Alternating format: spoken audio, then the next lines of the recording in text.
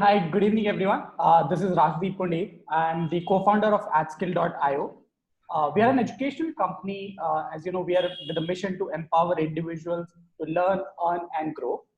And as part of AdSkill, we have started this web series, which is named as Community, with an aim to obviously help people to have them equal opportunities to learn about, to have access to the first-hand knowledge about what corporate world is, how it looks like, how are corporate different from startups, what one should join, what are the different kinds of roles in the tech industry, ranging from software developer in early stage to all up to a product manager. And we will have people coming in this webinar series, people from who are currently working in Google, people who are currently working in Facebook, uh, startup founders, and obviously people with, huge 20, 25 years of experience in corporate world as well. And I think to kickstart this webinars, I think the series, we could not have invited anyone better than, I think, Mr. Prabhat, Kumar Tiwary. He's the alumni from Stanford Business School, and he has worked in corporate for almost about 20 years. And post that, he has been, for the last 4.5 years, he has been the founder and CEO and CMD of YourOwnRoom, which is a residential real estate, prop tech rental and property management company. They are based out of Bangalore and Pune. And I think I will let Prabhat to give a brief description in terms of, I think over to you, Prabhat. So, Rajiv, first of all, congratulations on setting up AdSkill, and I think this is very timely because we're living in very disruptive times. And if you look at our course materials, etc., these are very outdated. And, it still has a long way to go. And what you will notice is that when someone graduates from college to when someone gets into a working position, there is a big gap. And I think you guys are making a good attempt to fix that gap. And of course, I'm sure it's a long journey, but congratulations. And I also want to congratulate, everybody in the batch, who's gone through that entire grill. So having said that, we'll start off. Let me start with a bit of an introduction about myself. So my background, as I is as I did my engineering, and this was way back. After I did my engineering, I joined a technology company. At that point, it was Ashok Leyland Information Technology. I worked with them during my early years. Then I went on to join Wipro, and with Wipro, I was also doing programming. I was doing a bit of system design and so on. Through Wipro, I had the opportunity to go to the US. I worked in the US for a short while, and then I joined a US firm called ARI, small boutique product development firm. So we used to write software for the RV industry. RV is called the recreational vehicle industry, where you have these motor homes. So I did that for some time, and then I came back to India, and then post that, I had a chance to go to Jakarta, Indonesia, where I was running a telco project. It was a systems integration telco project. So I spent, almost a year out there in Jakarta. And then again, back to the US. I was in Seattle for a very long time. I was running a very large account where we were building software for the car industry, especially for the manufacturer and the dealers for the automation programs and so on. And then I decided to come back to India for good. And this is when I joined Hewlett Packard. I worked with HP for a very long time. I joined them as a manager, and then I became a senior manager. Then I became a strategist. And then during my HP days, I felt that maybe it was then, I really want to take a break and I want to take a step back. And I went to business school. That's when I went to Stanford for a year. And then I was back with HP. And then I worked with different companies. And prior to starting this startup, I worked with a company called Exchanging, which was probably my most recent corporate stint. Uh, for your information, Exchanging is a British IT services firm, and I was a senior vice president. I was reporting to the India CEO, and I worked with them for about 4.5 years, and I was running a very large P&L account for them, almost like a $30 million P&L for them, and I was enjoying. I had clients in the US, I had clients in Europe, and Europe almost across most of the countries. I had clients in India too. A lot of travel, etc. Enjoyed that. I had a 1,000-member team. They were developers, they were managers, they were architects, they were VPs, and so on. And then I thought that let me do something even more meaningful, something more satisfying. And this is where I started Your Own Room. So it's been a long journey, 25 years since I did my engineering, and last 4.5 years has been in this startup. So Right. that's a quick background. Thanks for that, Prabhat. I think I would like to break that journey into probably two parts, right? I would say pre your own room and post pre your own room, right? Right. And I think, or we can call it as corporate and startup, right? And that's one of the reasons why we wanted Prabhat very badly to be here, because we wanted people to understand that there is an engineer who graduated and finally went to did an MBA and then finally came back and became a manager and obviously handling, I mean, a $30 million account, and post that thought of, I mean, leaving that cushy job, well-paying job, and moving on to starting something, right? So I would say, let's say from the corporate perspective, right? If there is something that you probably want to change in that journey, is there something that you could think of? Anything you would like to change in that process of 20 years, starting from a 21-year-old guy who graduated from Bit Misra, starting, I mean, joining Ashok Leyland to finally becoming a VP and business unit head for DXC Technologies, right?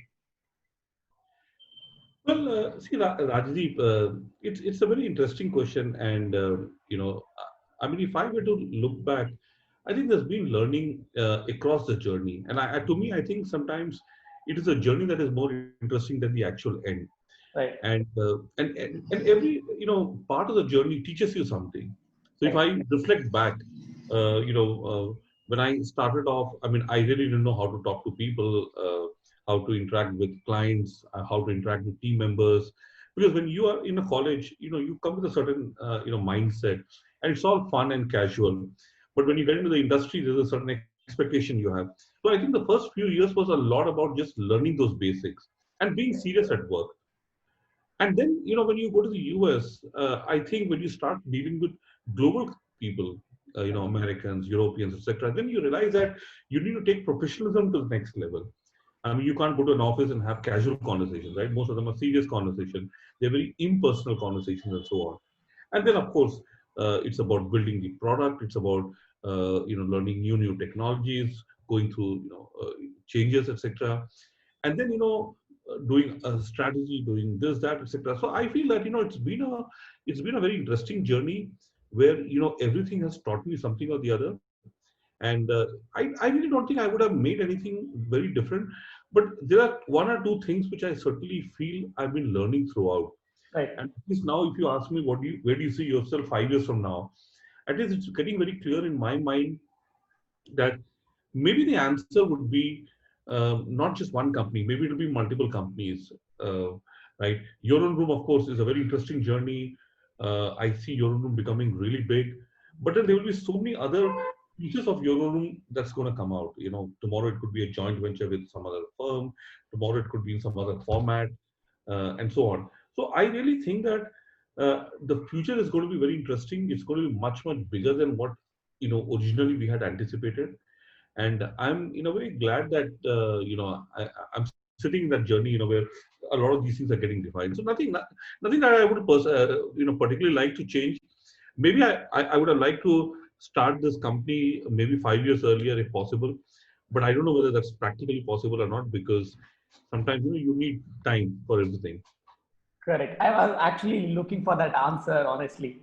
That generally we have that notion, right? I mean, what is the right age to start, right? If you want to start, is there any right age to start, right? And that's always, I think people feel that probably 20, early, I mean, late 20s or 30s is a good time because you don't have too many responsibilities, you don't have, I mean, family and so on. And so you're risk free, right? So you could start things.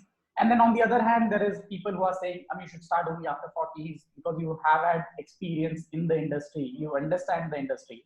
So that also means that you understand the problems industry is facing, and then you can try and go back and tackle those problems in the industry, right? So I think I know there's nothing right and wrong. I was just trying to put you into a place and try and understand what, I mean, is this the right time? Was this the right time, or you would have done any differently in corporate, right? And see, also, Rajdeep, a lot of it is also a function of the macroeconomic conditions, Correct. right? it's like this. Maybe in the last 5 years or 10 years, it's only startup that people are talking about. Correct. But let's say 10 years ago or 20 years ago, I don't think people really aspired to work for startups. I mean, at that point of time, when I was growing up, in the sense when I started my career, my dream was to work for a Hewlett Packard. It was to work for an IBM, for an Accenture, right, and or Deloitte or EY. So at that point, the aspirations were very different. Right. Today, the aspirations are different. There's one set of people who like to work for startups, right, and they have their own set of challenges as well as fun. Then there's one more sort of people who like to work for companies like Amazon's and Facebook and Google's and so on. Then there's another set of people who like to work for a lot of traditional companies like Wipro, Infosys, TCS, etc. And to me, I think all of them have their own plus and minus points. And I think the key is that are you able to acquire enough experience across all these things?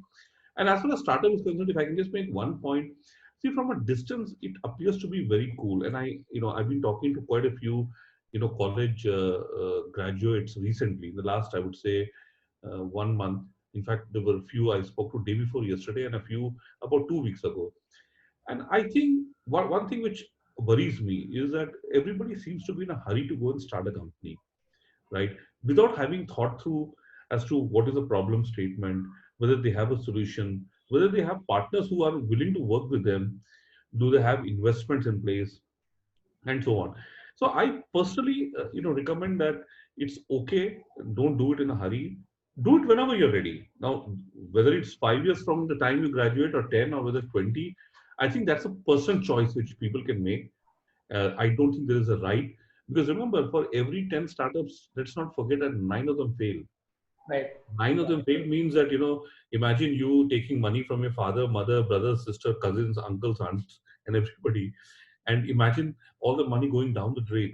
It's not a Correct. good feeling. Yeah. It will remain, it'll be a scar on your mind, and you will not like, you'll feel good about it. So it's okay to wait, Right. learn things, and then start a company if you want to. Right. Right. Makes sense. Makes sense. And as I said, right, I don't know if there's any right and wrong answer. I think it's just different points and pros and cons, right? Yeah. I think yes. I think from moving on from the corporate, right, and I think post your own room, right, which is your own baby, if I may call it so, right. So what problem are we trying to solve there, right? And where all have we reached so far, and how do you leverage tech in your startup? And yeah, I think if that's something that you can answer.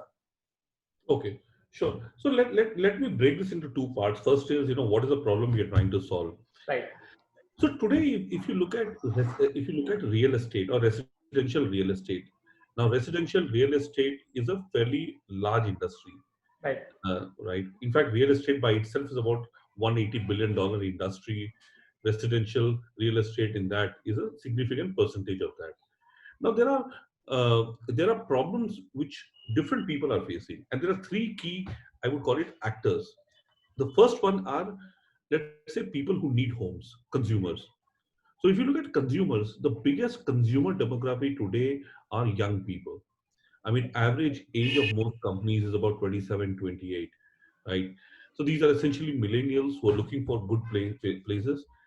And what happens is they'll end up compromising on getting decent accommodation. So they'll end up staying in very shabby places, or they'll end up staying very much away from offices. And what it really means is that they're compromising on travel time, they're compromising on safety, security, comfort, and so on. So first is that from a consumer perspective, if you look at it, there's a lot of dissatisfaction where they don't get access to good properties, right? Many of them even face discrimination. The Right. second thing is that consumers today prefer to rent than to buy. Right. And the reason is because when you buy a property, it requires a lot of money, which most people do not have at this point, especially during the early stages. Right. And second, they might as well use the money for something else. And if you look at the rent to EMI ratio, it is almost about 1:3, which doesn't make it very attractive. So consumers, from a consumer perspective, there's a certain demography that's hungry for good properties. There's a certain demography that is facing challenges, etc. And third, they are not buying, they are renting, and they are open to new formats. So this is a consumer problem. Now, if you look at it from a homeowner perspective, homeowners are people who have one house, two houses, three houses. The first problem they have is that there are 11 million vacant properties. So a lot of properties which are empty. And Right. if you just drive a little bit, let's say in Bangalore, if you go to Whitefield, you go to Electronic City, you go to KR Puram, you will start to see that there are a lot of empty houses. There are 11 million vacant homes across urban India. Number two, the rental returns of asset is very less, or Right. residential asset. So which means that you get about 1 to 3% returns. Now Right. see, if I have money and if I keep it in the bank, I get 7%, 8%. If Right. I put it in an asset, I get 1 to 3%. So obviously, and of course, I can't rely totally on capital appreciation of the asset, right? Right. The past, if the capital appreciation was good, great, the overall economic return was good. So from an owner perspective, there is a lot of, I would call it distress in the form of what do you call properties which are lying idle, empty, under leverage, poor rental yields, no cash flow, and assets that are not managed well. Because remember, if I'm not in the same city or town, it's difficult, and if I don't take care of the asset, there'll be seepage, there'll be leakage, there'll be corrosion, woods will get chopped off, and etc. etc. Right. Third bigger problem, which I think I want to highlight, is that there are a lot of properties which today, for example, there are about 500,000 ready and unsold properties which are worth about $50 billion. Right. Right? There is another 1 million properties which are going through multiple stages of construction. So if you add the two, you're talking about $150 billion, which is almost about 5% of our entire GDP. Right. So what? So suddenly, there are a lot of properties which are not there, which are just not being used, they are stuck, etc., and all that. So if you were to triangulate all these three things, consumer problem, homeowner problem, and the larger industry problem, we felt that there was a lot of inefficiency, and we felt that we had an opportunity to solve this by two things. One is, let's match demand and supply. Demand is coming from young people, supplies of ordinary properties or cookie cutter properties. Let's see how we can match all that. And second, you have to create a service layer, a technology based service layer on top of the asset so that you're able to increase value. Right? It's like if you have Uber, if you just have cars, there's only limited value. But if you create a Uber layer on top of it, service layer where you're connecting demand to vehicles and you're making sure there's a good quality and so on. So we felt there was an opportunity, and this is when we felt, let's build a company that provides, a service layer, a technology-based service or a prop tech-based service layer on top of residential assets, and we provide rental and property management solutions. So this is how we started the company. It's been about 4.5 years, and we've come this far. Now, having said that, this is more about the problem, and I'll talk about solution also, and about technology. Now, what is our solution? So, what we do is we basically, for tenants, we offer them two types of accommodations. One is a co-living home where you have multiple people staying together, and these are all managed by us. Or you have family homes which we again manage, which is to this. So this is what we offer, and we offer a complete technology experience, which means you can do everything from start till the end using technology. And for homeowners, of course, they get to somebody, we become the rental and property manager. Now, technology becomes very critical over here because the entire execution is all done by leveraging technology. So whether it is uh, discovering a particular property, to managing tenant life cycle, to managing property, to managing invoice processing, to managing payments, using multiple payment channels, having integrations with various systems like CRM systems, um, payment systems, KYC systems, Right. or all kinds of business intelligence. Everything is all automated. And so technology plays very critical role because technology automates all the business process. It provides all interactions with the end consumers, and more importantly, it has all integrations with all the other subsystems. So technology is a very, very critical element, and we consider ourselves as a prop tech player than just a service player. Right. Right.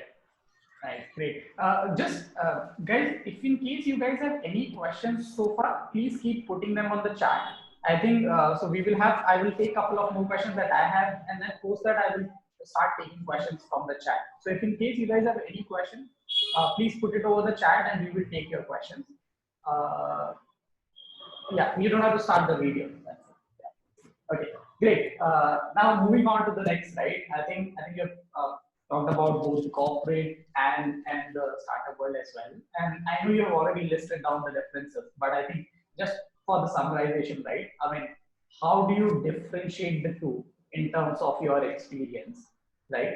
Whether it's efficiency, whether it's the number of people, or in any which way that you could think of, right? How do you see the process or the working of the startup and the corporates different from each other? That would be my first question. And my second question would be largely with regards to, I think, our audience, which is largely freshers who are coming right out of college right now, or people who are with less than 3 to 4 years of experience. Right? What would be your suggestion to them in terms of should they be looking corporate, should they be looking startup? Yeah, I think so. What's your advice on that? So I think both of them have their advantages. They have their own disadvantages. I Right. think I think it's a choice which people will have to exercise.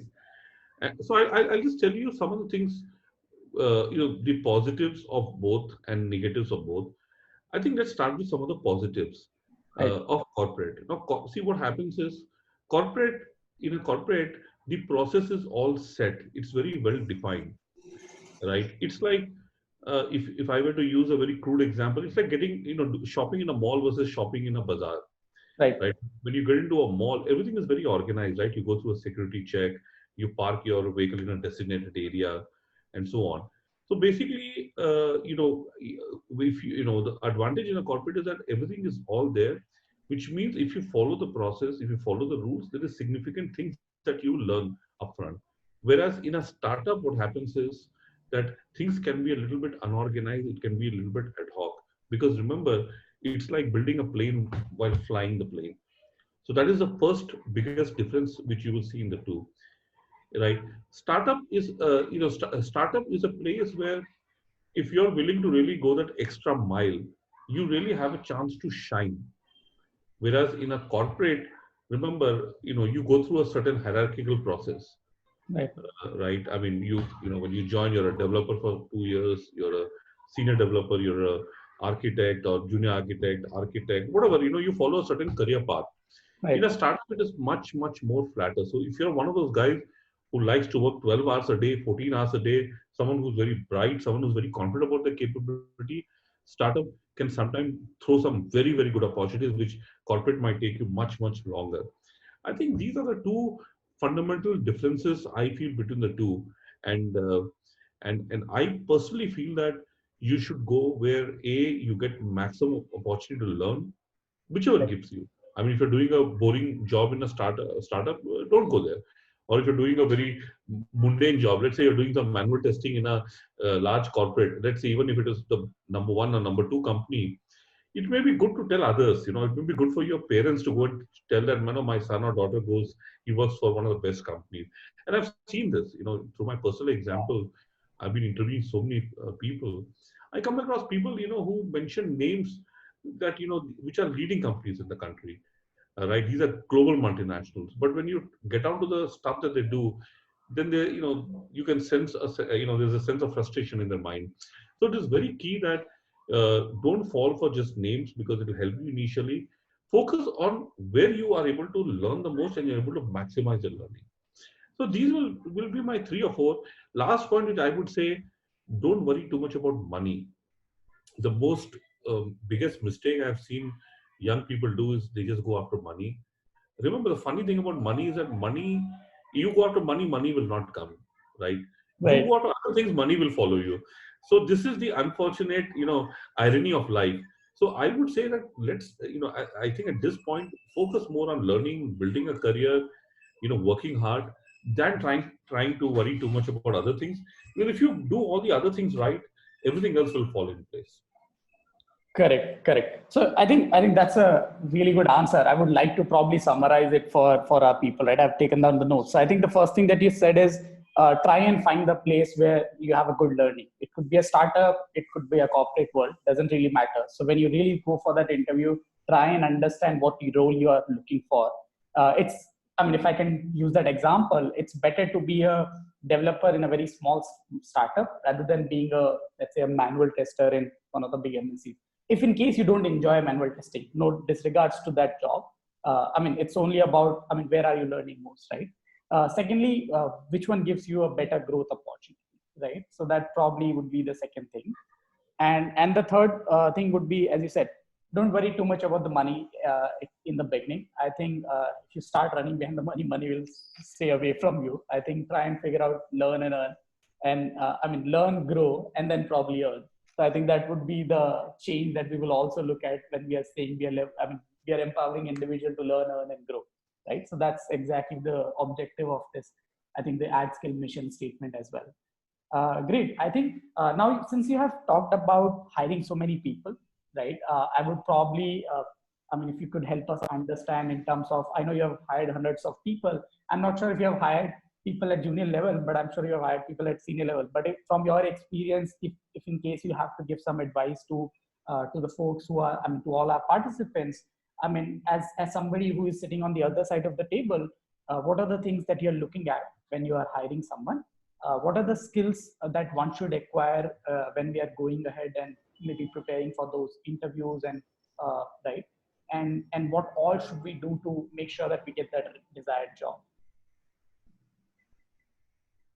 Sure. Just one thing I want to make sure that can I assume that everybody here is pursuing a career in technology? Is that a fair statement? That's a fair statement, yes. Okay, great. Then I'll give a more relevant answer. So I think first and foremost, if you ask me, you need to have strong technical skills. Now, what is a technical skill? A technical skill means you should know how to write a program.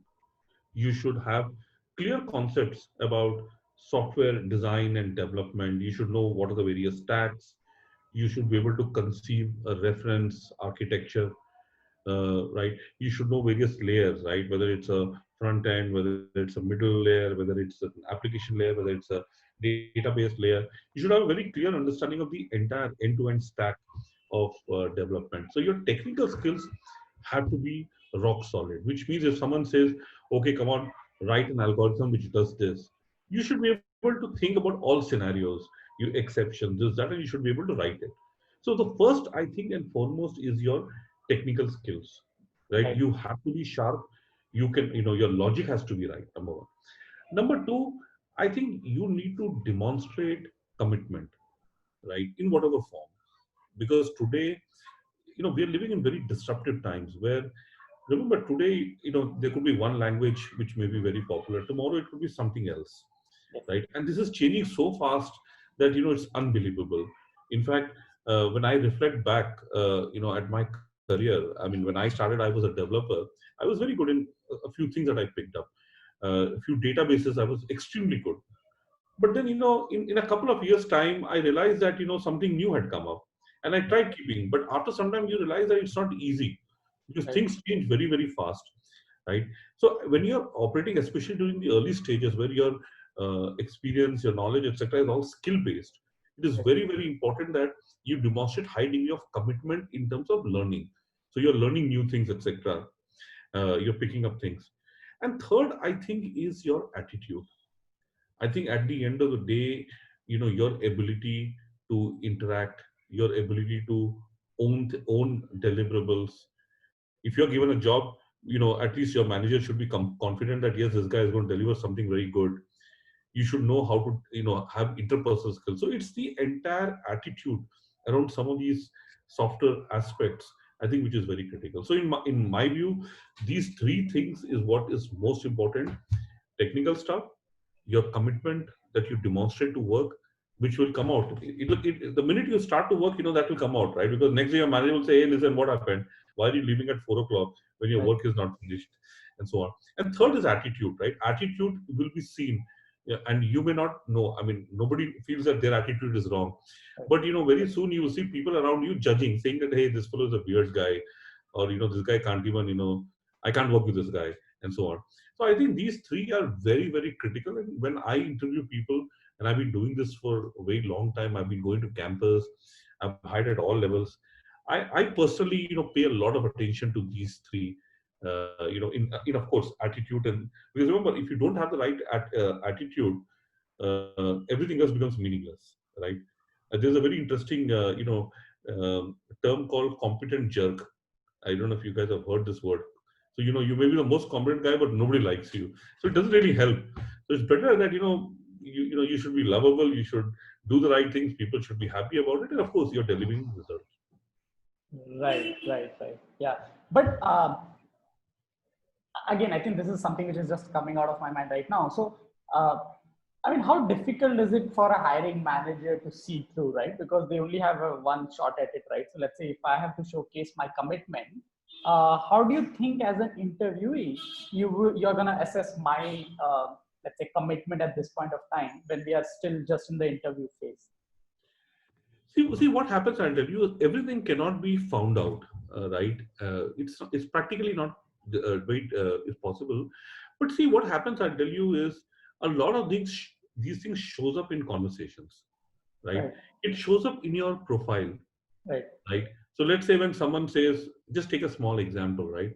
Uh, and let's say commitment, right, right? Someone says that, let's say I have a lot of interest in databases, right, uh, right? Or let's say mobile. Now, let's say the guy who's interviewing says, okay, if you have a lot of interest in mobile development, show me something that you built, right, right? Now, if you had the commitment, you would have built something, right? I right. mean, how can I have an interest and have not done anything about it? Correct. Right? So what happens is that you have to give the benefit of doubt to the guy who's interviewing, Right, because he has seen so many people, right? I mean, after some time, when you talk to 10 people, you can easily make out 8 of them are out, right? right, It's only the smartest guys, who are able to put up good act, etc., may survive. But I think that, people will read through. And by the way, even if people don't read through, right, to me, I think hiring is not the real, because that's only the first step, right, right? You will get exposed in the first 1 week, in the first 30 days. right. So by the time you get your second paycheck, you're exposed, Correct. right? So, for example, what do you call, when we hire people in sales, I'm just giving a small example. Right, And we give them a target, right, right? Now, the target is a monthly target. Now, right. second month, your numbers are there, right? Your target is this much, your result is this much. Correct. Right? So to me, I think, it's, you will get exposed, right? And this is where it's important to be true to yourself, Right, and make sure that, you're working on some of these things. And attitude actually shows up. right, When someone talks, you can make out. Someone with a wrong attitude will give very weird answers sometimes. right, Someone with the right attitude will sound more positive, right. and so on. So I think it is important, that these things are maintained, and everybody has their own ways of, reading all these three things. Correct. Correct. I think since we are in the this COVID times, right? I can't not bring that up, right? So I think in the current unprecedented times, right, and everybody is finding it difficult to cope up with it. I mean, there are more than 10 crore jobs lost already, right? So what is your advice to the folks? I'm sure there are some of the folks who are still yet to enter into the corporate industry. They're trying their level best to get in, right? And I'm assuming they have shown enthusiasm to join the webinar. That means these are the enthusiastic lot, right? I mean, I generally divide people into two categories. One who don't have the job, but they have not even put in effort to get the job, right? On the second hand, there are people who don't have the job, but they're still trying to put in effort, right? So what is that advice from your side to these people? And the reason I'm asking this is because I think, let's say for me, I think it's difficult to gauge that because I haven't gone through any real recession period, right? But you have gone through, I think, twice, probably, if not thrice, right? So I think you will be the better person to advise so that we don't lose hope in the current times where the things are going difficult. So yeah, I think any advice on that for us as well.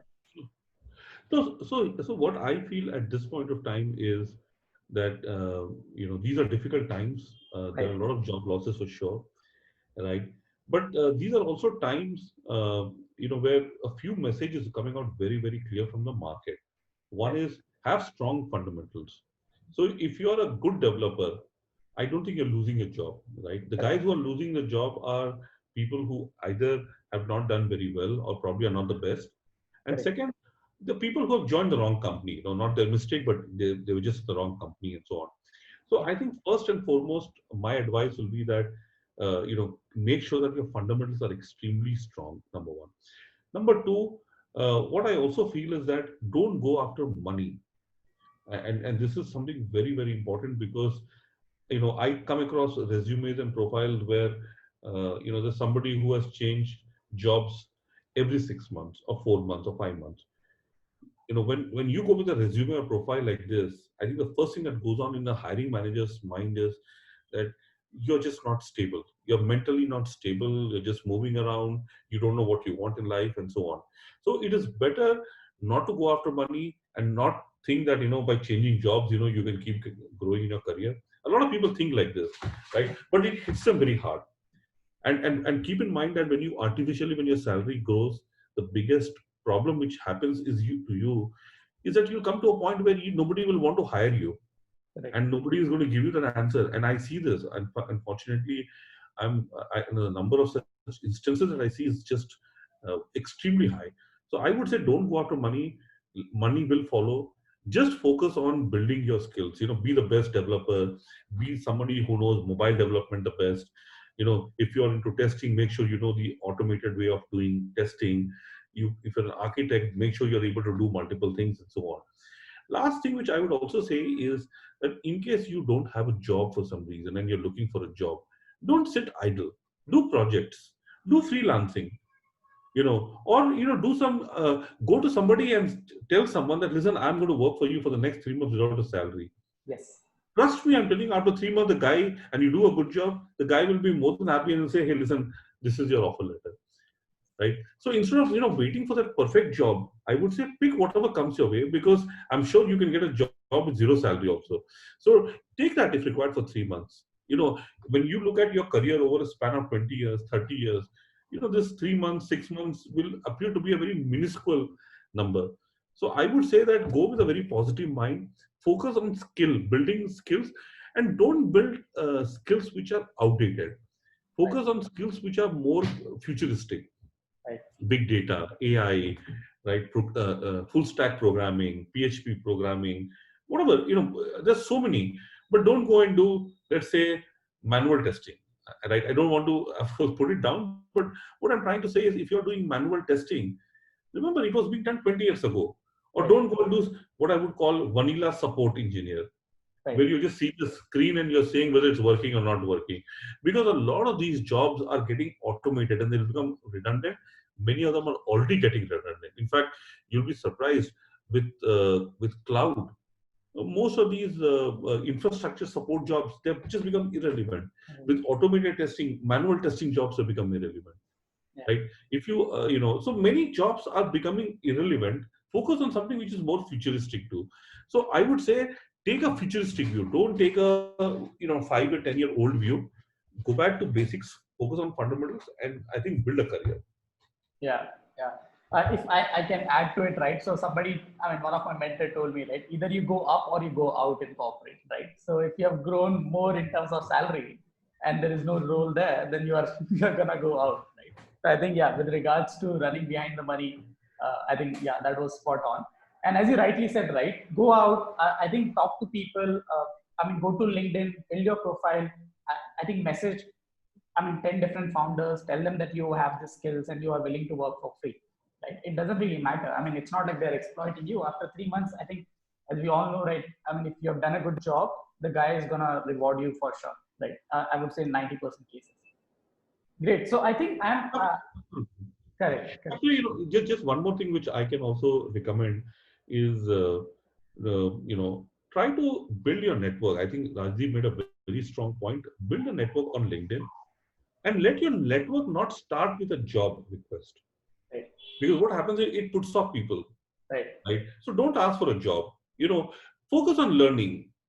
Maybe go write a blog, Right. right? Interview someone. So what happens is the minute you start to doing these things, automatically job will be a byproduct. Right.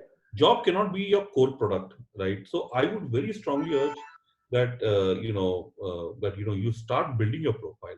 Best thing I would say is LinkedIn, add as many people, write a personalized one liner, two liner. Second, do some blogs, right? Let's assume that you know programming, or let's say you've learned let's say different techniques in programming. on mobile programming or integration or whatever. Write a blog on it if you can. And if you cannot write a blog, then ask yourself why you're not able to write a blog. Right. Then third thing would be, if there is some some projects which you'd like to do beyond your regular work or beyond your regular training, I think it will really add to your profile, right? Or it could be a research that you want to do. Let's say security, mobile security is a big thing, Right. right? Or loopholes. Write an article on that. The minute you start enhancing your profile, I think people will notice it, and all that is going to translate into jobs and benefits over the years. And people who already have a job, remember, that's not the end of your career, right? It's only the beginning. It's the first step, right? Start building a stronger profile. Do 10 things, 5 things, in addition to whatever you're doing. Yeah, very well said. That's right, exactly. I mean, for the people who are already there, remember what Prabhat said, right? I think if you're in the technology space, you have to be really, I mean, you have to be a quick learner. You can't just be a same guy who is doing the same thing, because I think every 3 years, 4 years, technology get outdated, right? So you have to be a good learner for sure. Great. I think I'll pick up a few questions from the chat. I think I have one from Akansha here. It says, what is your general strategy to growth mindset and continuous learning to be on top of the game, especially across changing landscape? Can you repeat the question? Yeah, it says, what is your general strategy to growth mindset and continuous learning to be on top of the game, especially across changing landscape? Okay. So see, I think one thing is very clear, that we're living in changing times. So the context is changing, and I think what is important is that you have to keep reading a lot, and it all varies from role to role. Now, see, in my role, I mean, as a CEO, of course, I'm not sitting and writing programs, etc. So I'm not at that level at this point of time. But for me, understanding the industry, which is understanding at a domain level, understanding various business models at that level, it's very important for me also to go back and read. So I do a lot of reading, number one, and number two, I do a lot of conversations and discussions. Because remember, there are so many smart people around you, right? And all of them give you something or the other. Some people know technology very well, some people know business, some people know customers. So the best way to learn, I think, is to sit down, to talk to people. So for me, I think I have a bunch of people whom I work with very closely, especially my core leadership team, etc. I talk to them. I talk to a lot of people from the industry. I do, listen to some webinars, seminars, etc. I read a lot of research reports, right? I also create my own hypothesis. For example, if I have some new ideas, I try to put it down on a piece of paper, in a presentation, etc., run it by people and so on. And on the technology side, what we do is we do a lot of prototyping. So, for example, if you want to make some change, right, instead of trying, you really have to see it to visualize it. So, what we do is we sit down with my technology team. We have a bunch of very good developers. So we tell them, hey, listen, why don't you guys, put it in this particular format, make this particular change, add this new functionality, or make this structural change. And we use, a very agile method of, modifying the software, because it's a small, our technology team is about 6-7 people. That's it. So it's very easy, where you can get everybody in a room and say, hey, listen, I want these changes, etc. They will document it, we will review it, and we will execute it. Right, great. So Prabhat, we are already 8:45. So will you be able to take few more questions? I have two Sure, more. absolutely. We can extend by 5-10 minutes easily, or 15 minutes also. I'm okay. Great, thanks for that. So I have next question. It says, how do you evaluate for intent while interviewing candidates? See, honestly, intent is very difficult, because remember, you can't look at somebody and say this fellow's intent is good and his intent is bad. But what I see is that, see, some of these things you can see through people's eyes, Right. right? You can see through people's profiles, and I think profiles. So let's take a small example. Let's say somebody comes and says, "I like testing." Just hypothetically, Now, if the guy likes testing, you want to see what has he done on testing, right? And let's assume you ask him, okay, what kind of testings are there? Explain me, right?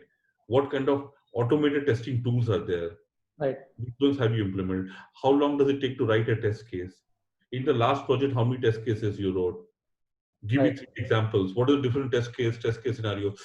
So what happens is, the more than the intent, I think when you start peeling the onion and start asking, the next 3 4 5 set of questions, people get exposed. So guys who have done it, they are more confident, Right. right? They have something to show. Guys who have not done it, who are lying through their teeth, they get exposed because Right. they won't know, right? I mean, because remember, when you're interviewing somebody, you're sitting with a laptop too, right? I mean, Right. I can go and say, okay, tell me about automated testing, and I can type Google, what are the three most popular automated testing tools, Right. right? So, question here is that, remember, when you're in an interview setups, I mean, there is information asymmetry. You're sitting Right. with somebody who has access to information, right? And they are forming. Yeah. They're looking at some. Let's take another small example. Okay, somebody comes and says that, listen, I'm great and everybody thinks great about me. Right Right. now, you go to the LinkedIn profile and see nobody's recommending this individual. Right. That means guy is lying, right? Right. So what is important is that any claim that you make, you should have the ability to substantiate it with credible evidences. Right. And if you are able to do that, then your everything else is coming out very clear. So I think there are multiple methods of doing it, and I think it's not very difficult. I mean, experience teaches you. I mean, and that's what I've seen with a lot of people. Right? They generally they look at these basic stuff, and they're able to figure out who is good, who is bad, and that's why make sure that you have depth in whatever you're doing. Right. Correct. That's a good advice. I think have depth rather than just have breadth. Right. So okay. So okay. Next is a good question, but very personal though. How is your own room different from co-live, Zolo, like startups? Right, right. So basically, if you look at your own room, it's a little bit like Colive and Zolo, right? We consider Colive and Zolo as our competitors. Right. Now, I think it's very interesting because if you were to look at co-living as a space, Right. right? Co-living is a $6.5 billion market in India. Right. If you were to add all our market share, right? Co-live, Zolo, Your Own Room, Nestaway, and maybe another, let's say, 10, 15 ones, across India, the combined market share is only 2.5%. Okay. So look Right. at it. We are all in the nascent stages. This is a new industry that is getting built. Most of these companies are 4 or 5 years old. So that is point number one. How are we different? I think, compared to most of our competitors, we differentiate ourselves in two ways. First is our choice of assets. What we've done is we've taken better quality assets. And remember, in a home, at the end of the day, it's the asset, right? I mean, are you staying in a good, Salarpuria property, or a Purva property, or a Vaswani property, or an Adarsh property, or a Emunara property in Pune, and so on? Or are you staying in a PG accommodation, etc.? So our quality of assets is much superior than many of our competitors. The second thing is our execution. We pay a lot of attention to execution, and we build a lot of details. So our execution, which is essentially using our technology platform, because execution sits on top of the technology platform, I think this is better than many of our competitors, and we stand out. So these are the two areas where we are able to differentiate ourselves, from this thing, and it shows up in our ability to retain owners for a much longer duration. So just to give you a sense, our annualized contracts with owners, etc., it's almost in the range of 50 crores, right? Right. It's about 7 times of the total sales turnover we do a year, and so on. Right? Right. Our tenants stay with us for a much longer. They renew much longer, more often, and so on.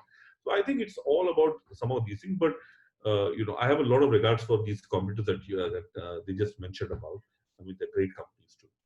Correct, correct. I think it's good to have the competition because they're also doing the marketing. So I think everybody is helping to grow the entire pie of the thing, right? And I think it's good to, Absolutely, absolutely. as you said, it's just 2.5%. So I mean, think about it. It's such a huge pie. So I think there's a lot of opportunity there. So I think it's good. No, absolutely, absolutely. In fact, just to give you a sense, see, there are close to 5 million migrant millennials Yeah, in urban India.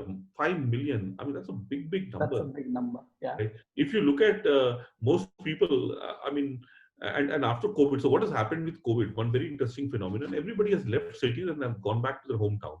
Right. Right now, there is a lot of stress building because people need to find better jobs. People need to come back. Life has to continue. Now, when they are back to cities, do you realize? I mean, the first thing that's going to hit them, other than job, is where are they going to stay? Even if they find a job, if they don't have a decent accommodation, and remember, your your happiness is directly related to where you stay. Right. Otherwise, cities have their own set of challenges, right? I mean, the roads. I don't have to tell you. The condition of rain, waste management, water management. There's so many challenges. So, Right. good home basically plays a very important role in your personal success and also now professional success, because work from home is a new norm. Now, work from home means that you will be spending good amount of your time at home working. So, Correct. I think the need for better homes in urban India has gone up significantly, and that's the big opportunity for us. Yeah, I think interesting viewpoint. I didn't think about that. Yeah, I think interesting. Okay, the next, what's your advice for fresher? Kuldeep, I think we have taken the answer in detail and we are going to put this recording on YouTube as well, right? I think learning was the key ingredient that came up. Learn as much as you can, showcase your abilities, don't just have it on papers, right? If you build something, put them on, let's say if you built an app, put it on Heroku so that people can see, write blogs, right? Be productive, right? Go and look for internships, do it for free, it doesn't matter. I think those are the general advice, right? What is the biggest challenge that you have ever faced? I think that's the question. See again, I mean, challenge in which context? Because startup context is different, corporate context is different. I think that there are multiple challenges. I really don't know if I can pinpoint any one specific challenge at this point. But challenges do come. And to me, honestly, you just have to accept it and solve it. Because remember, every challenge is different, right? Sometimes the challenge is around growth, Right. sometimes the challenge is around technology, sometimes the challenge is around funding, investments. So it can vary from time to time. And at this point, I wouldn't say I have one big challenge, but we have multiple things that we need to go. And I think at least I can tell you my priorities. My priorities at this point in time are growth and investments. I think everything else is very much in place. These are two areas where we are spending a lot of our effort and energy at this point.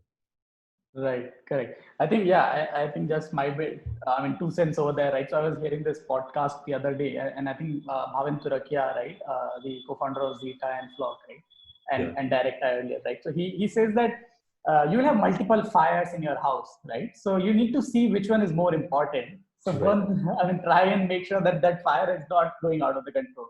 And right, sometimes it's okay to let those small fires be there, because if you try and put yourself into multiple places, you may not be able to do justice either place, right? So I yeah, think find out high impact, right? I mean, high impact and high result absolutely, pointers. I think create that bucket where you have low impact, low effort, high impact, high effort, high impact, low effort, right? Create that bucket and then figure out. But again, absolutely. I think that's largely on the senior management level kind of thing. Okay, let me move on to the other question. How to keep ourselves motivated after failures? You also have some failures in life. How you overcome to that? Okay, that's No, again. so, no, so I tell you, and I think this is important. See, the reality in life is you will have failures, Right. and I think with whatever is going on today in the world, the number of failures will be more than the number of success you will have. Right. And I think it is okay. It is. I think I would recommend people not to get discouraged, not to fall for peer pressures. It should not be that, hey, that guy got a better salary, he's getting 1 lakh rupees more than what I'm getting, and so on. Don't fall for such, I would say, shallow traps at this point. Right. Just stay focused on what you're doing and just keep getting better and better and better. And always think positive. And I'll tell you, the way you can think positive is when you're engaged on positive activities, right? I mean, what happens is if you only think about training and job, then life can be difficult.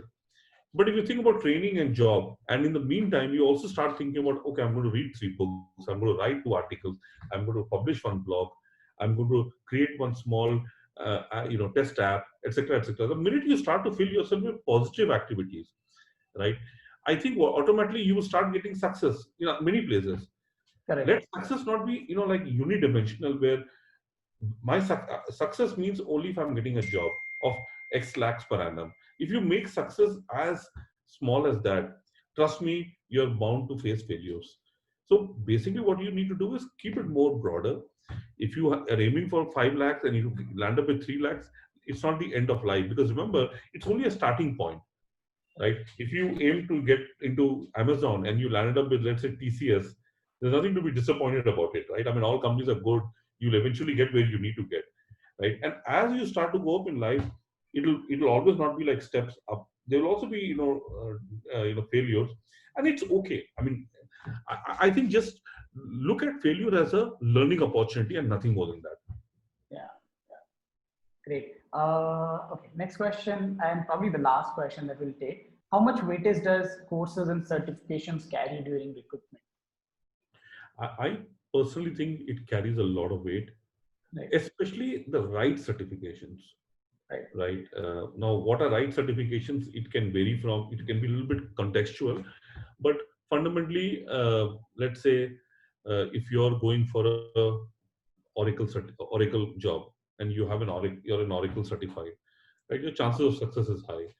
Similarly, anything for that matter. So my advice would be that look at relevant certifications and go for those certifications. Just don't pick up some random, like one day, 1 hour test something you entered and they give you one free certificate. That may not help you, right? So go for some good ones, three, four, five, and something that adds, value to your this thing. So I think it certainly will help. I mean, keep in mind, it won't hurt you for sure. correct, correct. And I think again, just to add, right, what you have said earlier, I think have depth in it, right? I mean, people Yeah, can see through it. If you're doing the certification just to get any job or to impress somebody, it's not gonna work, right? I mean, if you've done, let's say, a certification, say for example, full stack development course, you should mm, ideally have 4 to 5 projects in your kitty, in yeah, your data profile to showcase that, hey, here is not just a certification, here's the proof for that certification, what I've done for that certification. Right? And I think that's really important in the current world where we have Coursera's and edX and whatnot. I think mm. people are doing certificates right, left, and center just to increase their probably LinkedIn, let's say the certifications. But yeah, I think it's important and people can see through. I think that's really important. Like, No, I think it's important to have depth, correct. which is, you really need to know whatever you're doing fairly well. If I'm a developer, I should be a A-class developer. If I'm a database guy, I should be an A-class, right? Correct. It should not be that I've never done any programming, but I have some, programming certificate, etc. I don't think it'll help. Yeah, yeah. Sorry, I just got last question and we'll close there. So it says the startup is surely better, but if we have spent more than 2 years in an MNC and we want to go into the startup, how can we go from an MNC to a startup provided the pressures in the company we are in? Okay, I'm not very clear about the question. Is it like about the time? How do I put in time with regards to, So I actually see. I'll try to attempt to answer that. like, See, I feel that let's understand, when do you need to set up a startup, right? Us- I think people should not feel the pressure that now that I've done 2 years of job, I need to start something. I don't think that is the right approach. A right, startup has to be done when fundamentally you believe there is a very clear problem statement or a need statement that you've identified. That's the first starting point. If you cannot identify, don't even talk about startup. Second, if you have identified a problem statement or a need, identify a solution. I mean, for example, today I may know 100 problems, right, right? Doesn't mean that I have a solution to it.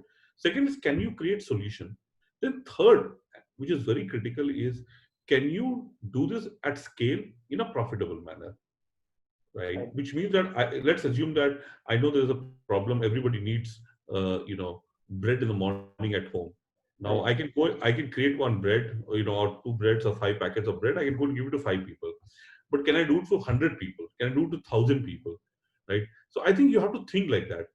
I think only when you believe about all these things, you have solution. That's the time when you need to take a plunge or do it. If you're at a point where you don't even know what the problem statement is, you don't know what a need is, you yourself are not sure, it's okay, leave it. Don't go after 2 years. Go after maybe 4 years. Go after 5 years, or don't even go.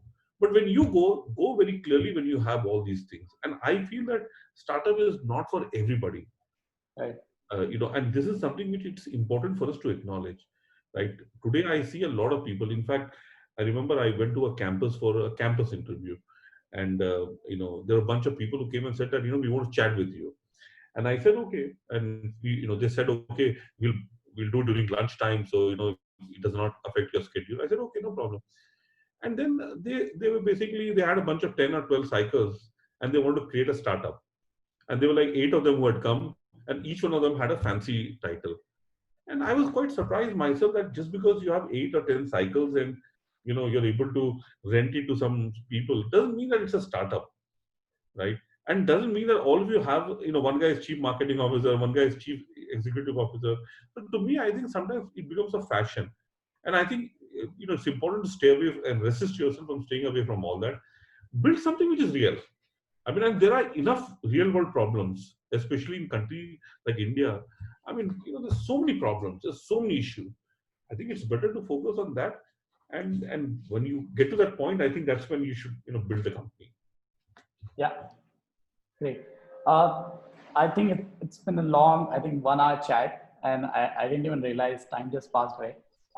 Thanks a lot. Thanks a lot, Prabhat, for taking time and coming and I think giving us all your, I think detailed information out there.